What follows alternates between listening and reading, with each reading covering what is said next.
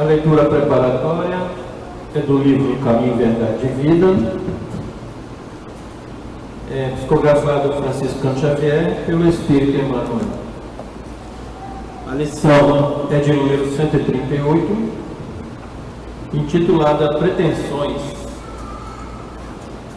Eu plantei, Apolo regou, mas Deus deu o crescimento.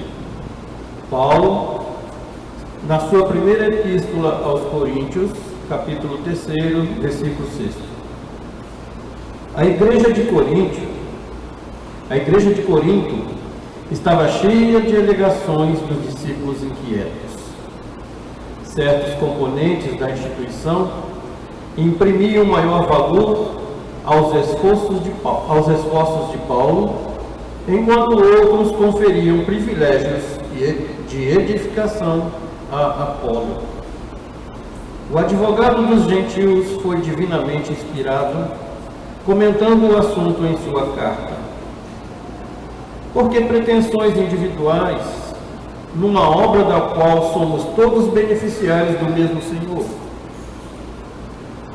Na atualidade, é louvável o exame da recomendação de Paulo aos Coríntios. O exame da recomendação de Paulo aos Coríntios, porquanto já não são os usufrutuários da organização cristã que se rejubilam pela recepção das bênçãos do Evangelho, através desse ou daquele dos trabalhadores do Cristo, mas os operários da causa que, por vezes, chegam ao campo de serviço, exibindo-se por vultos destacados dessa ou daquela obra do bem. A certeza de que toda boa dádiva vem de Deus constitui excelente exercício para os trabalhos comuns. É interessante observar como está sempre disposto o homem a se apropriar de circunstâncias que o levem num alheio conceito com facilidade, sempre inclinado a destacar-se nos círculos do bem, que ainda não lhe pertence de modo substancial. Raramente assume a paternidade dos erros que comete. Essa é uma das singulares contradições da criatura. Não te esqueças, o serviço é de todos. Uns plantam, outros adubam, vivem contente no setor de trabalho confiado a tuas mãos ou à tua inteligência e serve sem pretensões, porque o homem prepara a terra e organiza a semeadura, por misericórdia da providência. Mas é Deus quem põe as flores nas frontes e concede os frutos, segundo o merecimento. Uma lição nos faz refletir sobre a questão dos deuses. Hoje no mundo ainda são muitas pessoas que ainda não têm ou não acreditam em Deus. A lição nos fala de Apolo. Apolo foi o segundo mais venerado deus na mitologia greco-romana. Era o deus das pragas, das doenças, da beleza, da perfeição, da harmonia, do equilíbrio, da razão. Ele é muito venerado. Então ele é citado aqui na lição. Mas desde os tempos mais remotos, quando o homem adquiriu consciência de si mesmo, ele começou a raciocinar. E daí surgiu a concepção de um ou de vários seres superiores que tinham feito e criado as coisas que o homem não entendia e que não tinha sido criado por ele. E aí passou-se a venerar o Deus, a tempestade, os raios, os pássaros, as montanhas. Mas com a evolução intelectual e moral, né, também evoluiu a visão de Deus, ou dos deuses que existiam na época.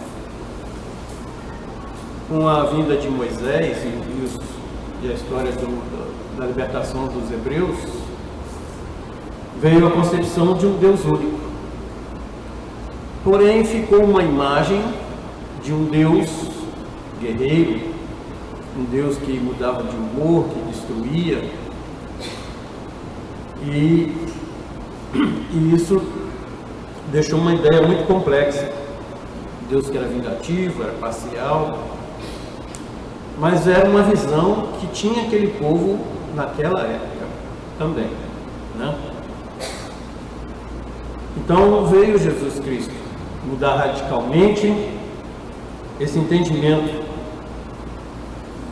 que temos do nosso Criador, de Deus, demonstrando que Deus é, acima de tudo, um Pai amoroso, soberanamente justo e bom. E é dentro dessa concepção que a doutrina espírita desenvolve a visão do Criador de todas as coisas, de tudo que existe no universo. E aí fica cumprido e confirmado as palavras de Jesus quando disse que ia pedir ao Pai que enviasse no seu devido tempo o Consolador prometido, que iria explicar tudo aquilo que não foi compreendido quando ele esteve conosco. E essa questão de Deus, a gente sabe que é muito complexa. E até o próprio Allan Kardec, ele perguntou a Deus, ele perguntou aos espíritos que trouxeram a codificação. E essa questão está registrada, a primeira questão do Livro dos Espíritos: que é Deus? E os espíritos responderam: é a inteligência suprema, causa primária de todas as coisas. E aí a gente vê que nessa resposta, os espíritos trouxeram a codificação, eles colocam Deus como uma inteligência suprema, arquiteto de todas as leis, sejam elas físicas, morais, químicas. Todas elas foram criadas para que houvesse harmonia em tudo, harmonia no universo. Ele é a causa primária de todas as coisas, porque tudo veio dele. Nada existia antes dele. Tudo que existe no mundo, material e espiritual, foi Deus que criou. Por isso ele é a causa primária de todas as coisas. Mas aí ainda tem questões, perguntas. Qual é a prova que Deus existe?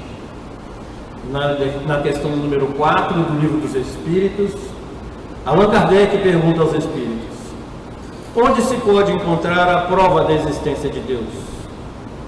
Os espíritos responderam a Allan Kardec: num axioma que aplicais às vossas ciências, não há efeito sem causa. Procurai a causa de tudo que não é obra do homem, e vossa razão responderá. É só olharmos à nossa volta, observarmos a maravilha que existe no universo. Uma semente que germina, um corpo que é gerado e que se desenvolve, que mostra que, né, nós temos uma máquina perfeita. Uma planta que cresce e sua folha faz a fotossíntese, transforma um gás carbônico em oxigênio para que possamos respirar e vivermos. Então é só olharmos à nossa volta, porque Deus está o tempo todo, em todo lugar, dando a todos o que todos necessitam, sem distinção. Tem uma história no livro Pão Nosso, psicografado por Meimei, pelo Espírito Meimei, psicografado por Chico Xavier, ditado pelo Espírito Meimei. Ele conta a história de uma pessoa que vivia no deserto, naquelas caravanas, e o chefe da caravana, uma pessoa muito rica, via todo dia aquele homem saía da tenda, se ajoelhava, olhava para cima e fazia orações. E um dia ele chamou esse senhor: mas vem cá, para quem que você ora? Ele falou: para Deus, Criador de tudo. Mas você é uma pessoa que nem sabe ler, como é que você sabe que Deus existe?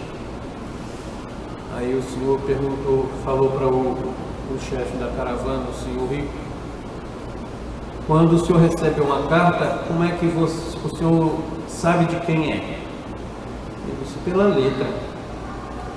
Quando o senhor tem uma joia e quer saber quem a confeccionou, como é que você sabe? Pela marca do ourives. E ele falou, vem aqui fora. Ele levou ele para fora da tenda. Ele falou, olhe para cima, veja esse céu estrelado, essa lua. Isso não é obra dos homens, é para esse Deus que eu oro. E o chefe da caravana passou também a orar. Então, minha gente, Jesus nos trouxe uma justa imagem de Deus, nos ensinando que devemos adorá-lo em espírito e em verdade, mas através do culto interior, aplicando suas leis na melhoria de nosso espírito, melhorando o nosso comportamento no nosso dia a dia.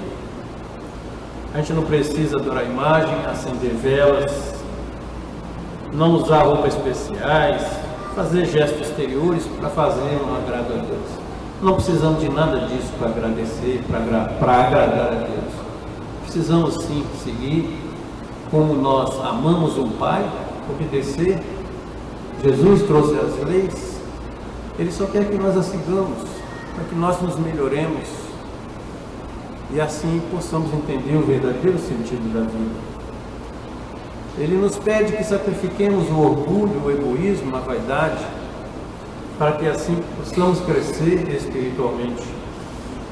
Se nós fizermos a nossa parte, com certeza nós seremos ajudados.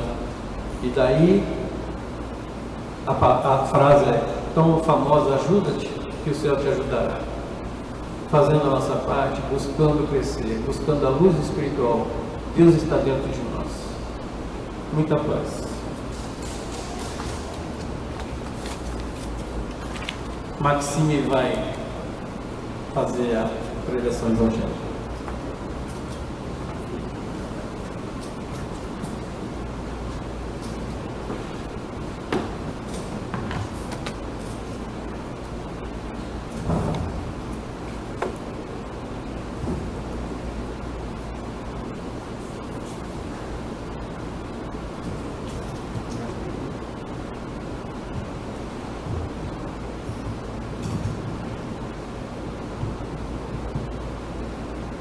Meus irmãos, boa tarde. Que a paz de Jesus esteja sempre conosco.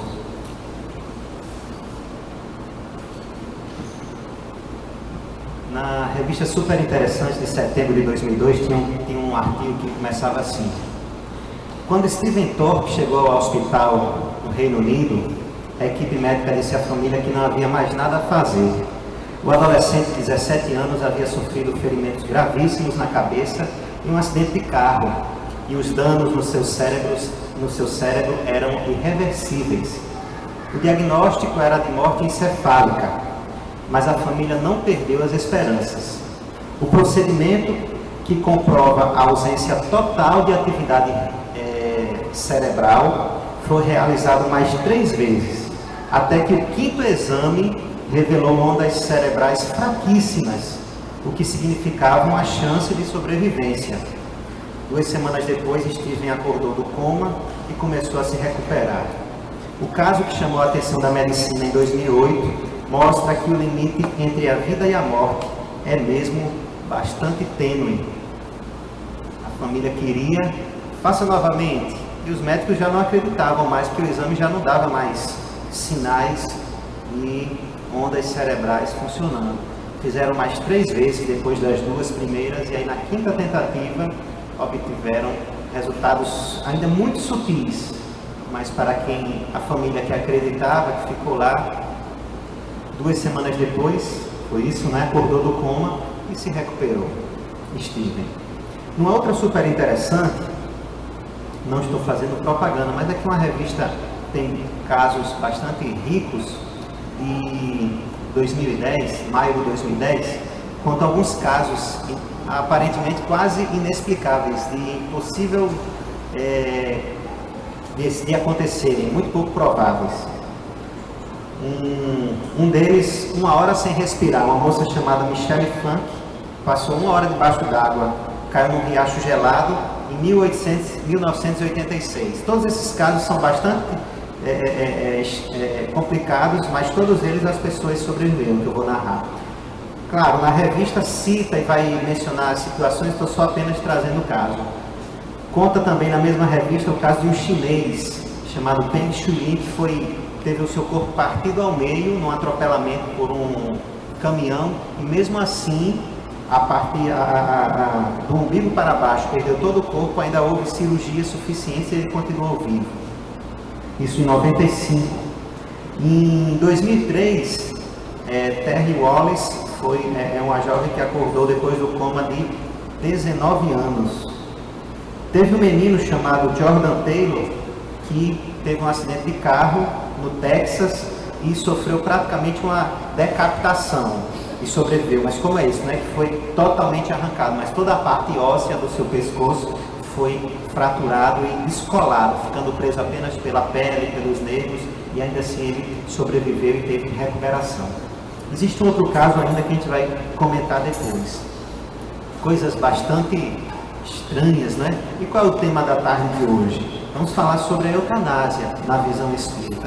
Situação essa em que muitas vezes um paciente, uma pessoa está numa situação bem próxima, na maioria das vezes, da morte, da desencarnação do corpo físico, e aí algumas situações, existem pessoas que optam por atenuar, entre aspas, ou abreviar aquele sofrimento, também entre aspas, e desligar equipamento, deixar de oferecer algumas coisas, ou mesmo aplicar uma dose de algum medicamento mais forte para que aquela pessoa desencarne de uma forma mais piedosa. Tudo isso entre aspas, piedosa, não é? E aí o capítulo 5 do Evangelho segundo o Espiritismo, que fala bem-aventurados os aflitos, no seu item 28, vai tratar exatamente desse tema, não com esse título de eutanásia, mas uma pergunta que Allan Kardec faz aos espíritos sobre um homem que está agonizante, presa de cruéis sofrimentos, sabendo que o seu estado é desesperador. Seria lícito, seria prudente poupar alguns instantes de angústias, apressando-lhe o fim?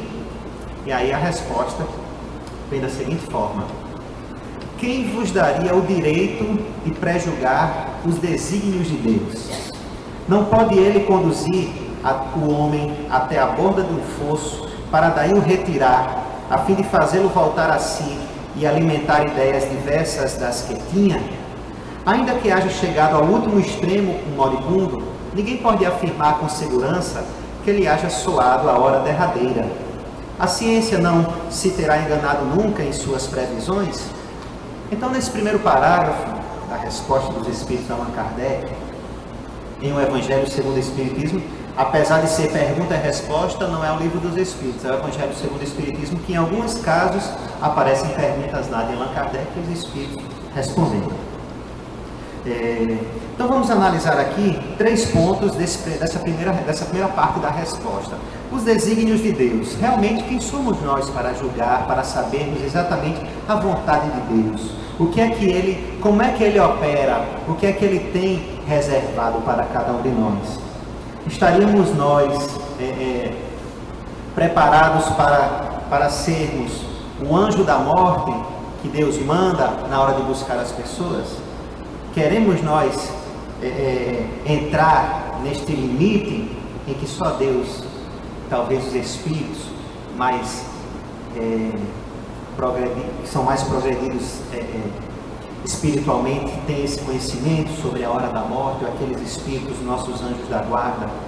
Mas nós aqui na Terra teríamos essa capacidade de avaliar qual o momento exato e o que poderíamos fazer por aquela pessoa?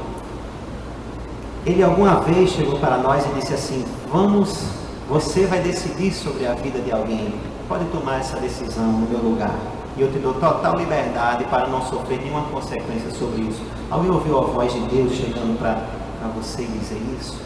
Certamente não, porque é algo que Deus, e somente Deus sabe, e somente Deus pode fazer as decisões corretas acerca disso. Deus é aquele que dá a vida. Ninguém consegue, nenhum ser humano consegue construir a vida. Nós, os seres humanos, a gente faz, o nosso corpo físico concebe uma criança e ela nasce. A ciência consegue fazer com algumas coisas a fecundação, que antes não era normal nas situações naturais, não era fácil de acontecer. Mas fazer com que o espírito se vincule a um corpo que vai nascer, nós não conseguimos. Então, porque nós que não conseguimos fazer isso, podemos tomar a decisão de quando vai ser desfeito esse laço. Então, nós também não podemos pensar jamais em entrar no âmbito, e não queremos dizer assim, como alguns religiosos pensam, que é só Deus e pronto, e não cabe a nós pensarmos, julgar ou questionar. Nada disso. Allan Kardec mesmo fez a pergunta aos espíritos.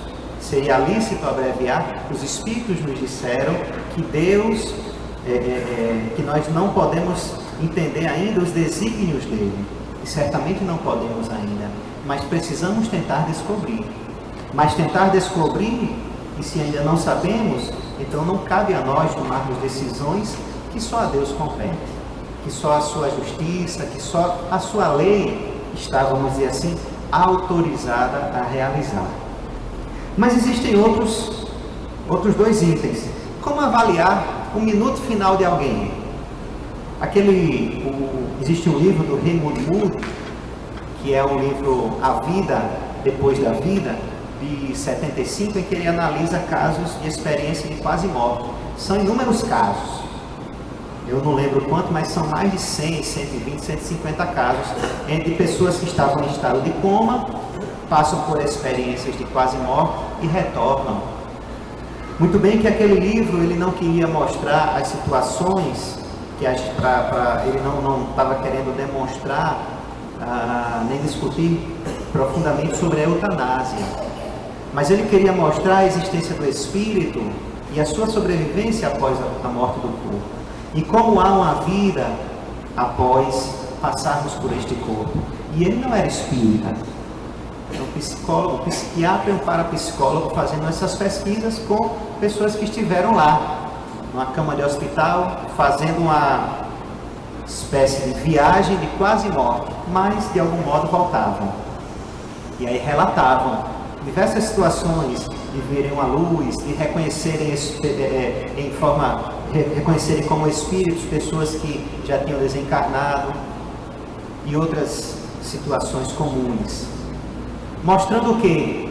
Que a volta, muitas vezes, quando tantos já não acreditavam ser possível, ela acontecia. Falamos aqui do caso da super interessante, 19 anos depois, a moça que passou 2 décadas quase em coma, retornar.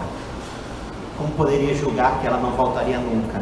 Nós temos essa total sabedoria hoje. A ciência, de acordo com o tempo, isso também numa outra super interessante que fui buscar, porque uma revista não é uma revista especificamente científica, mas traz assuntos muito ricos para que a gente possa analisar. Essa foi de 2005, dezembro de 2005, o tema da revista era sobre a morte. A super interessante nesse período fez uma reportagem e demonstrou algumas coisas sobre a morte. E aí vamos ver como a nossa ciência está preparada ao longo de toda a história para tratar sobre a morte. Olha só. As dúvidas sobre o momento da morte começaram a surgir, segundo a pesquisa, no século XVIII. Então, 1700 e alguma coisa, por que isso aconteceu? Porque as pessoas de vez em quando precisavam resgatar os corpos de alguns túmulos para fazer alguma observação e aí percebia muitas vezes que o corpo estava embocado. Poxa, foi isso. Um zumbi? Provavelmente aquela pessoa tinha sido enterrada, mas ainda estava viva. E aí houve muitas situações, pessoas que começaram antes de desencarnarem, pedia para que alguém deixasse aquele corpo durante alguns anos. Teve gente que pediu para que o corpo passasse 100 anos em observação, pagou uma grande fortuna para passar 100 anos em observação. E o filho daquela senhora morreu, mas o corpo da mãe ainda continuou em observação por alguns anos, porque ela acreditava que poderia voltar em algum momento, dada a dúvida que existia sobre a hora da morte, sobre o definir exatamente quando aconteceu a morte. Só 100 anos depois, aí sim, colocaram aquele corpo numa tumba. Foi, claro, embalsamado para que pudesse resistir todo aquele tempo. Então, olha só, isso no século XVIII, e aí começou esse pensamento, e aí vem surgir relatos de pessoas enterradas vivas, exatamente o corpo que foi encontrado emborcado. Algumas épocas as pessoas amarravam nas mãos dos mortos dos corpos uma corda, e lá em cima ficava um sino, porque se ela acordasse o sino ia bater, e assim as pessoas poderiam pensar, poxa, ela acordou, não estava morta de fato. E aí em 1785, olha só, um britânico, ele fez uma pesquisa e conseguiu comprovar que um homem que se afoga e teoricamente morto, se a gente não fizesse nada com alguém que se afoga e trouxesse à beira da praia e deixasse ele lá, poxa, morreu, não pode se fazer mais nada. Mas em 1785 ele descobriu que poderia ressuscitar jogando ar nos pulmões. E é a respiração boca a boca comum que a gente conhece hoje, que salva tanta gente de afogamento. Isso antes de 1785, se foi praticado, não era registrado, mas muitas pessoas morriam afogadas e tiravam-se o corpo, mesmo com o tempo hábil ainda, mas não se conhecia. Então a ciência não tinha essa informação. Então olha só como essa ideia vai modificando. Mas a maioria dos médicos da época acreditava que a forma melhor de definir a morte seria quando o corpo estivesse em estado de putrefação. Então a maioria dos médicos pensava dessa forma. Apenas em 1846 começaram a se estabelecer critérios sobre o fim da vida.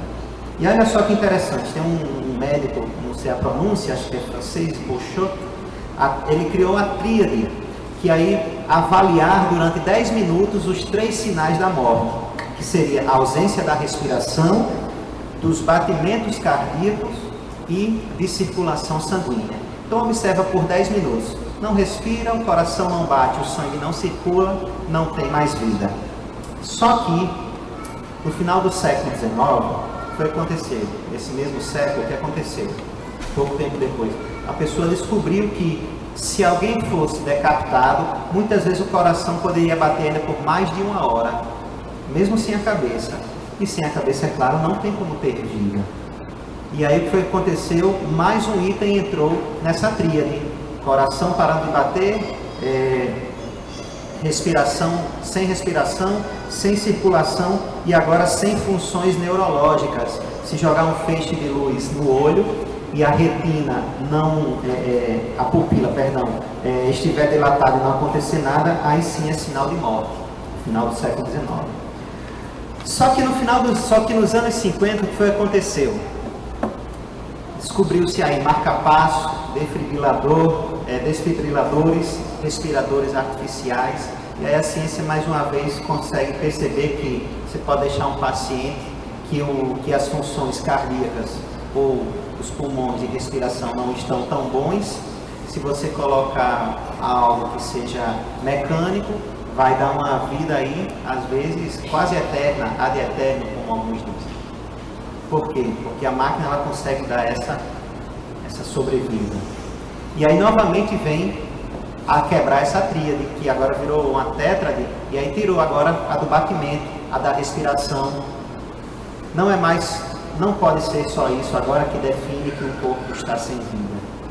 Porque é possível mantê-lo vivo se você tiver algo que possa fazer seu coração bater. Tem gente que usa marca-passo para que ele trabalhe exatamente de acordo como deve ser. E aí, para isso, com essa situação, uma comissão de médicos franceses foi ao Vaticano conversar com o Papa Pio XII, que depois de 3 dias deu a seguinte resposta: olha só, a morte não é território da igreja, foi a resposta. Cabe aos médicos dar uma definição. Então, os médicos tiveram que a igreja não se pronunciou quanto ao momento exato da morte, como se definiu. E aí, esses médicos, eles se reuniram, formaram um comitê na Universidade de Harvard, pela reportagem, eu não sou da área médica nem de saúde, mas de acordo com a reportagem, diz que é o que hoje ainda está mais utilizado para caracterizar como o fim da morte física, o fim da vida física, ou seja, a morte, que seria a parada total e irreversível das funções encefálicas. Isso seria a caracterização hoje da morte. Só que a gente lembrar daquele primeiro caso que eu li, o equipamento precisou fazer 5 vezes análise para perceber que havia alguma função nervosa ali respondendo. Olha só, então tudo bem, se não há função, mas como é que a gente consegue definir que essa função não existe mais, que houve uma parada total? Nós temos um equipamento que realmente consegue essa análise. Houve um caso aqui demonstrado na própria revista que não, precisou de fazer 5 vezes para determinar-se que não havia, que havia ali um fiozinho de alguma energia pulsando naquele corpo. E 2 semanas depois o jovem Steven estava lá. Vamos para o segundo, então, parágrafo da resposta dos Espíritos a Allan Kardec. A segunda parte diz assim: sei bem haver casos que podem, com razão, considerar desesperadores, mas, se não há nenhuma esperança fundada em um regresso definitivo à vida e à saúde, existe a possibilidade, atestada por inúmeros exemplos, de o doente, no momento mesmo de exalar o último suspiro, reanimar-se e recobrar por alguns instantes as faculdades. Pois bem, essa hora de graça que lhe é concedida pode ser-lhe de grande importância. Desconheceis as reflexões que seu espírito poderá fazer nas convulsões da agonia e quantos tormentos lhe pode poupar um relâmpago de arrependimento. Olha só, e se realmente houver um pequeno reânimo e essa possibilidade? O que aconteceu com Jesus quando foi crucificado? Algumas pessoas, e aí é realmente um ponto intrigante quando a gente fala de espiritismo e da Bíblia, porque algumas pessoas vão dizer que o bom ladrão, olha, o bom ladrão, né? Já é um título interessante, não é? Que o bom ladrão, ele foi perdoado por Jesus e naquele mesmo dia estaria com ele no paraíso. Existem aí questões que algumas pessoas colocam como tradução, como apenas uma vírgula. Olha só como uma vírgula pode fazer diferença. Vamos pensar aqui, ó. Quando o ladrão conversa com Jesus, Jesus diz assim: em verdade te digo, hoje estarás comigo no paraíso. Se eu botar uma vírgula, olha só, em verdade te digo hoje, estarás comigo no paraíso. Em verdade te digo, hoje estarás comigo no paraíso. Olha que diferença. Em verdade te digo hoje, aqui e agora, estarás comigo. Um dia estarás comigo no paraíso. Em verdade te digo, hoje estarás comigo no paraíso. Daqui a pouco, daqui a algumas horas estarás comigo. Então uma vírgula, isso sem falar que o nosso português, até chegarmos naquele idioma falado entre Jesus e o bom ladrão, e quem foi que registrou e tudo isso, sem trazer muito essa questão para cá, mas vamos pensar sobre esse arrependimento do ladrão. E o que é que Jesus disse para ele? O ladrão já estava ali à beira da morte, já estava ali crucificado, já estava perdendo sangue, já estava ali nos seus momentos finais. Mas aquela atitude do ladrão com Jesus, ao perceber que aquele homem era justo e que pediu uma ajuda para si, por perceber que tinha pecados, e aí Jesus percebeu naquele arrependimento uma sinceridade e disse para ele que ele vai estar no paraíso, dando aquele ânimo para que ele atravessasse as portas da morte, para que ele atravessasse as portas da desencarnação mais confiante, mais fortalecido. Eu fui procurar sobre a palavra arrependimento na Bíblia. São muitos os textos, e alguns deles relatam também próximo à morte, outros não. Mas existe um texto também que eu achei interessante sobre Paulo aos Coríntios, que diz que a tristeza segundo Deus não produz remorso, mas sim um arrependimento que leva à salvação. A tristeza, segundo o mundo, produz a morte. Quer dizer o quê? O arrependimento é um sentimento de tristeza. É um sentimento de tristeza, mas que vem com Deus. Ao percebermos que pisamos em falso em algum momento, ao percebermos que desviamos-nos da rota, que talvez seria a melhor rota. E esse arrependimento é essa tristeza, mas que vai nos trazer a salvação. E a que salvação se referia a Paulo de Tarso? Nós trazemos aqui o Céu e o Inferno, o livro de Chico Xavier, quando ele trata do Código Penal da Vida Futura, e diz assim, que são 3 as condições necessárias para pagar o traço de uma falta cometida e as suas consequências. E a primeira dessas 3 condições é o arrependimento.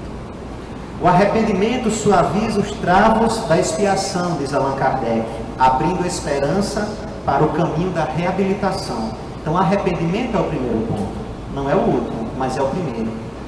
Então, Allan Kardec, no livro anterior, em O Evangelho segundo o Espiritismo, perdão, não Allan Kardec, o Espírito de São Luís. Depois eu checo só se foi São Luís que deu a resposta, porque agora eu não me vejo, eu tenho aqui, mas o Espírito falou sobre o arrependimento no momento, na hora da morte, como já um início de uma reabilitação. Coisa que provavelmente ele vai, se ele não tiver aquele momento antes da morte, vai ter agora um bom tempo depois. Por quê? Porque no livro dos Espíritos a gente descobre que nós, ao desencarnarmos, passamos por um momento de perturbação. E esse momento de perturbação pode ser maior, pode ser menor, conforme o nosso grau de desprendimento, o nosso grau de evolução moral. Então essa perturbação, ela vai se estender para algumas pessoas por anos, algumas pessoas por horas. Há relatos de que Bezerra de Menezes, no dia da sua desencarnação, deu uma mensagem na FEB, no mesmo dia, um espírito realmente de envergadura moral e de desprendimento enorme. Mas nós nem temos essa ideia, não é? Mas então, se nós antes de desencarnarmos já temos uma percepção maior, e esse arrependimento chega, e a gente já se abre, já se permite entrar no mundo dos espíritos de uma forma mais preparada para reabilitarmos-nos, porque o que é o arrependimento? É perceber que eu errei, perceber aonde eu errei. Não é um arrependimento vazio, um arrependimento que Deus percebe, e vê e enxerga e nos dá logo em seguida a possibilidade da reabilitação. Só para não ficar na curiosidade, eu falei que são 3 os itens, eu falei apenas do arrependimento, mas existe em seguida a expiação e logo depois a reparação. Mas no momento vamos falar só sobre o arrependimento que foi o mencionado. Então, essa perturbação espiritual, se a gente estiver mais preparados para a morte, e com este momento de arrependimento, com esse momento de lucidez, porque muitas vezes uma pessoa sofreu um acidente de carro, por exemplo, e vai em estado de coma para o hospital e dali já desencarna e passa realmente um tempo até perceber que passou para o lado de lá. Mas algumas vezes essas pessoas, elas retornam e passam um tempo ainda aqui e depois desencarnam novamente. Como garantir que esse último minuto, este último momento, este último suspiro não seja o momento que aquela pessoa precisa para entrar no mundo dos espíritos mais preparado, mais conformado muitas vezes?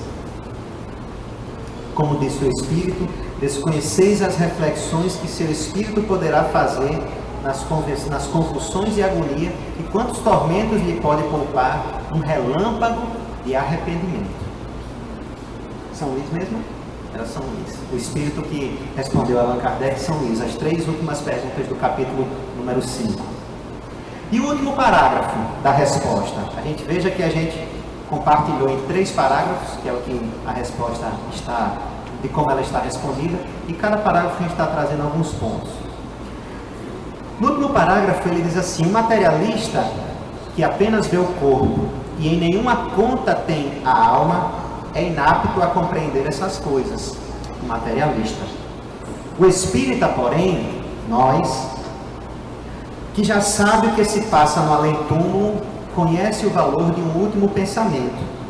Diminuir, então, os últimos sofrimentos quanto o puderdes, mas guardai-vos de abreviar a vida, ainda que de 1 minuto, porque esse minuto pode evitar muitas lágrimas no futuro. Segundo o Espírito Joana de Ângeles, no livro Alegria de Viver, é uma prática nefanda essa da eutanásia, que testemunha a predominância do conceito ainda materialista sobre a vida. Então, minha gente, e o próprio Espírito de São Luís disse parecido, o materialismo, ele nos leva a pensar que abreviar a vida possa ser um ato de piedade, diminuir o sofrimento de uma pessoa.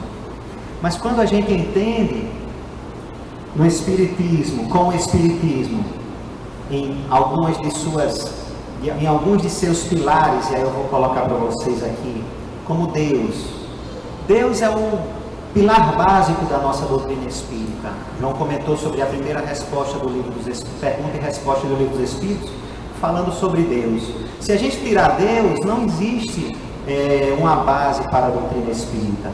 Se a gente tirar que Deus é totalmente justo, pleno em bondade, amor e misericórdia, nós não vamos conseguir mais conceber Espiritismo. Nós não vamos mais precisar então discutir também sobre este fato, que seria a eutanásia, ou se a gente for estender um pouco mais, porque a eutanásia se refere exatamente ao pontinho final que a gente imagina da vida física, para aliviar o sofrimento. Mas no fundo, o suicídio, por exemplo, o que seria? É um sofrimento em que a pessoa tenta também abreviar, só que a diferença é que ela não sabe quando seria, teoricamente, o final da sua vida terrestre, talvez muitos anos depois. Mas no fundo, acabam sendo muito parecidos. Então Deus é a base para tudo, mas existe mais. O Espiritismo nos mostra que o Espírito, ele existe antes desta vida. E a gente vê quando Jesus é questionado pelos discípulos, dizendo assim: Pai, Senhor, trazemos este homem cego de nascença. Me diz, foi ele quem pecou ou os pais dele?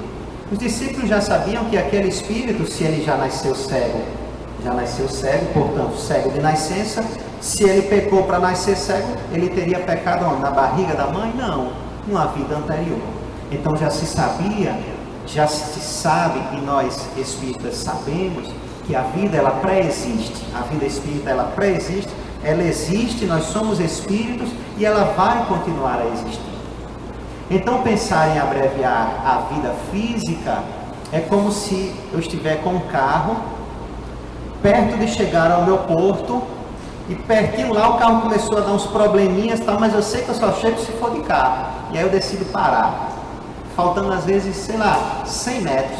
Mas eu não consigo continuar a pé, eu vou precisar daquele carro.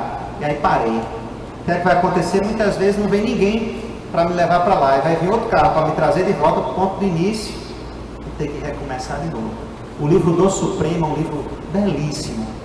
De Vitor Hugo por Zio da Gama, narra uma história de um espírito fantástico. É uma história que começa antes um pouco de Jesus e passa depois de Jesus ainda, várias reencarnações.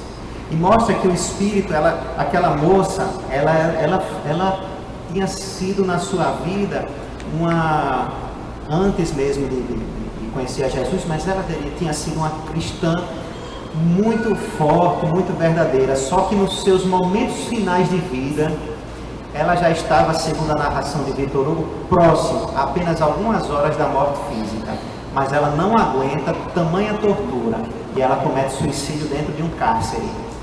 E aquela morte, segundo o Espírito, se ela tivesse ido até o final, ela não precisaria mais reencarnar no planeta. E é o que acontece.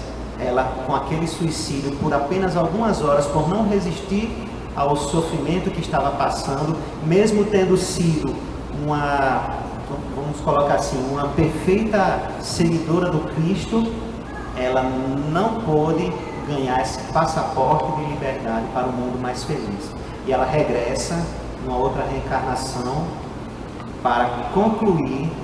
Claro que ela vai ser novamente um grande espírito, e como os livros mostram os finais muito bons, a gente vai ver que ela vai sublimar depois.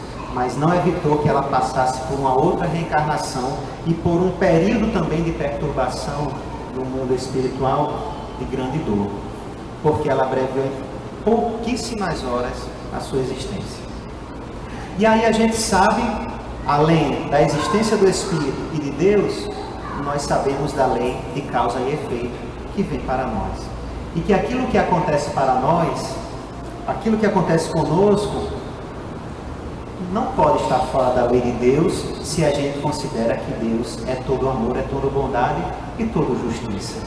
Então aquilo que chega às minhas portas é aquilo que realmente eu preciso, segundo a própria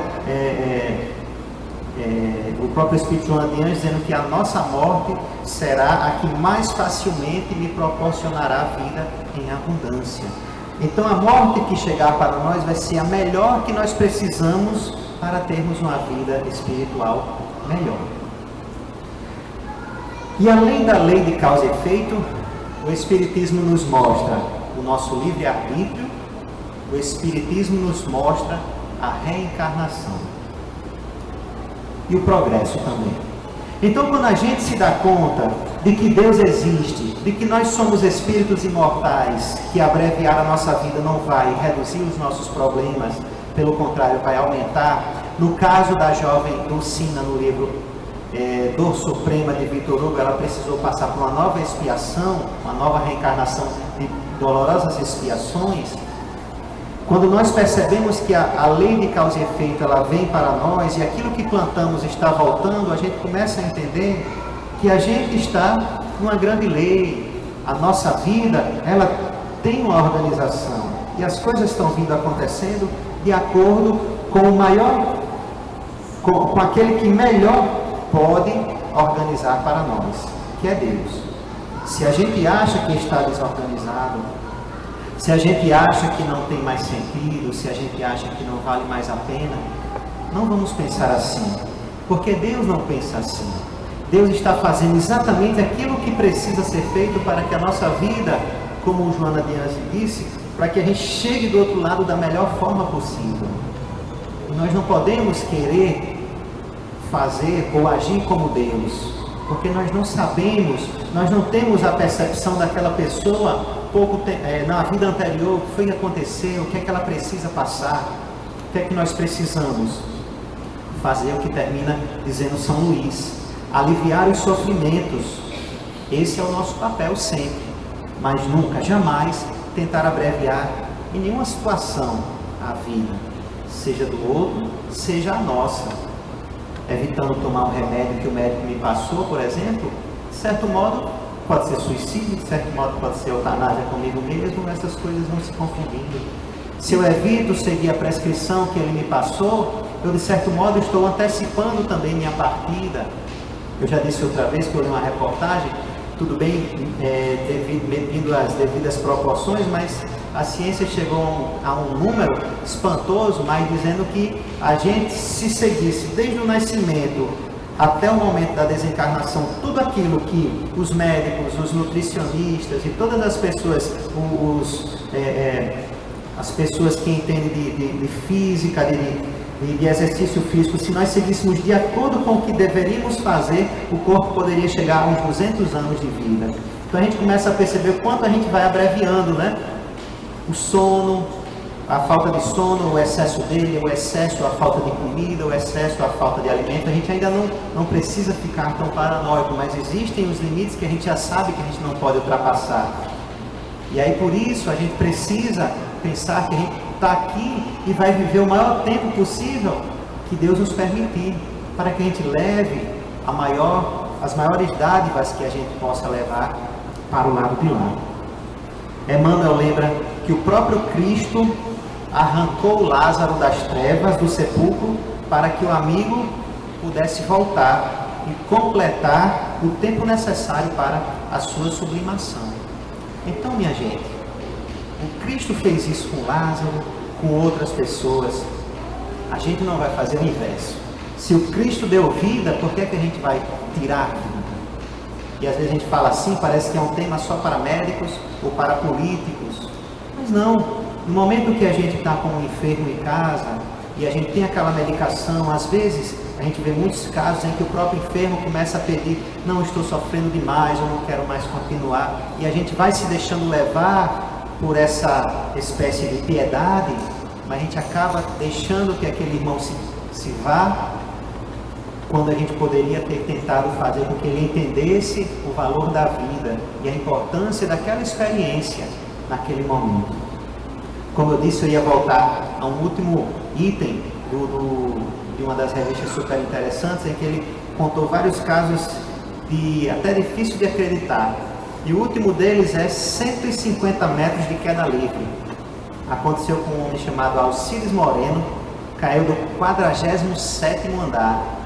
50% das pessoas que caem do 4º andar já não sobrevivem. Imagina o 47º. Não sei nem se existe outro caso parecido. O andaime despencou. Isso aconteceu em Nova York em 2007. Aí ele faz um breve relato sobre a história, os médicos tentando fazer várias explicações, e aí diz assim: para os religiosos foi um milagre, para os médicos só uma palavra pode explicar a sobrevivência do imigrante equatoriano: sorte. Vamos pensar nós, os espíritas, o que iríamos dizer? Nós precisamos pensar que Deus é quem está sempre no poder, é quem está tomando conta de tudo. E só Deus, então, é que sabe a nossa hora. Sorte não, milagre também não. Deus está no comando e a gente deve confiar no seu comando. Isso é ter fé, isso é acreditar em Deus, isso é ser cristão. Muita paz para todos nós.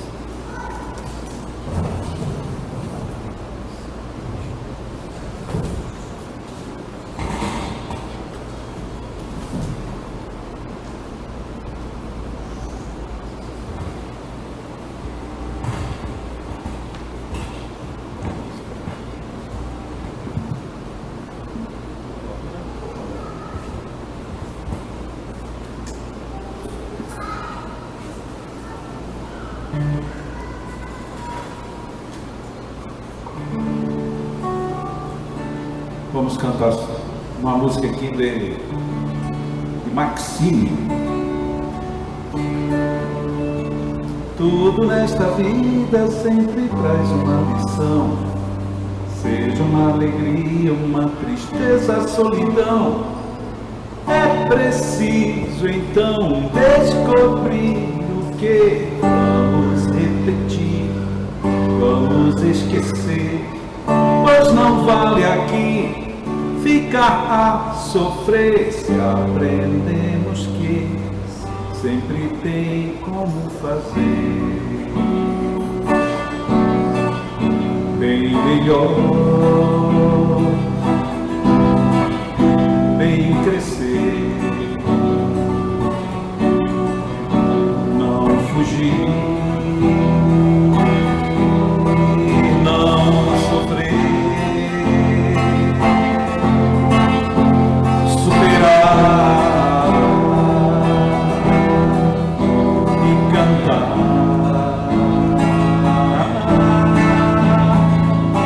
É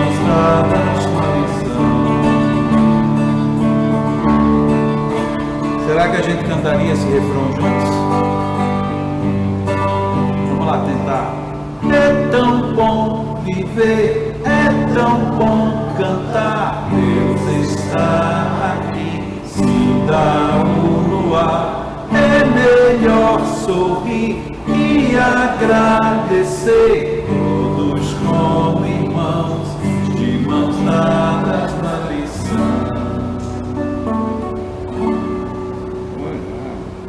Essa música é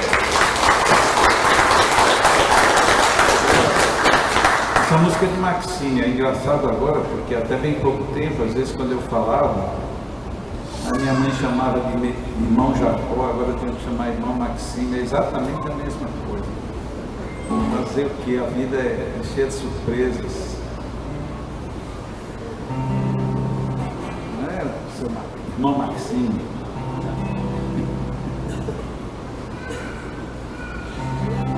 Às vezes olho à minha volta, procurando luz, só vejo escuridão. Às vezes, meio constrangido, busco um amigo e encontro solidão. Às vezes, meu olhar tão triste diz que não existe motivo para alegria. Mas quando isto acontece, faço uma prece ao Filho de Maria.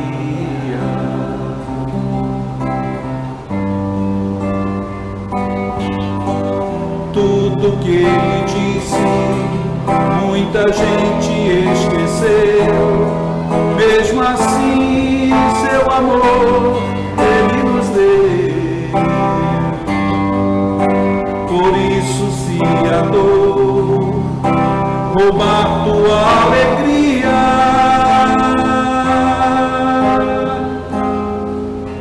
entrega a tua vida. Entrega a tua vida ao Filho de Maria. Entrega a tua vida ao Filho de Maria.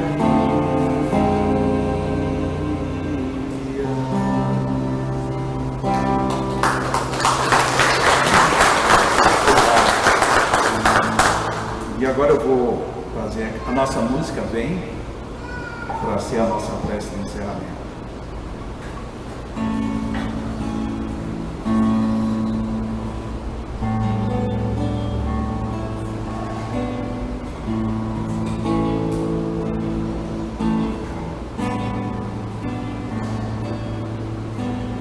Vem, pense em Deus, ore com fé, peça perdão, mas dê também muito de si e agradeça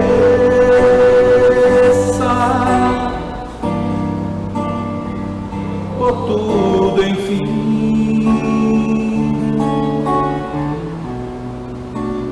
Que ele acontece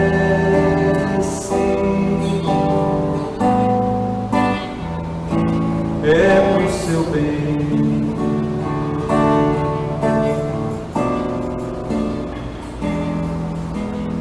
Vem, orar faz bem pro coração, sutil o caminho, faz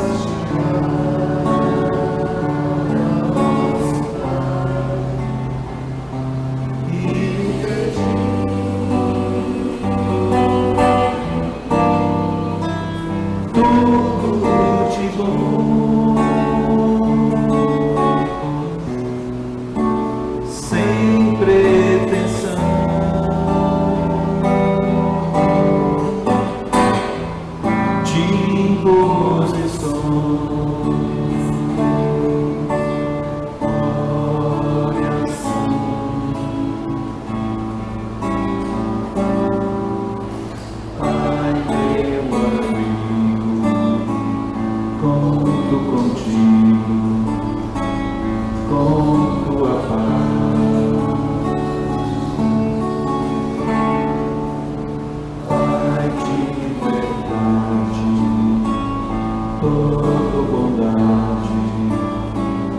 comigo estás. Quero te agradecer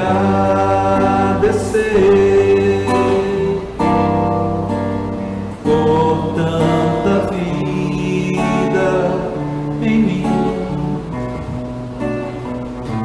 teus amigos aqui comigo e os que não estão. Graças te dou, meu Pai, por tanta luz, enfim, sempre contigo, és o comprido, com o coração. Pai, meu amigo, tua bênção. Oh,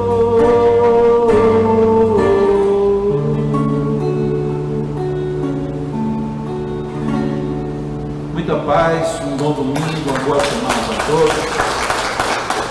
Que Deus nos abençoe sempre. Aqueles que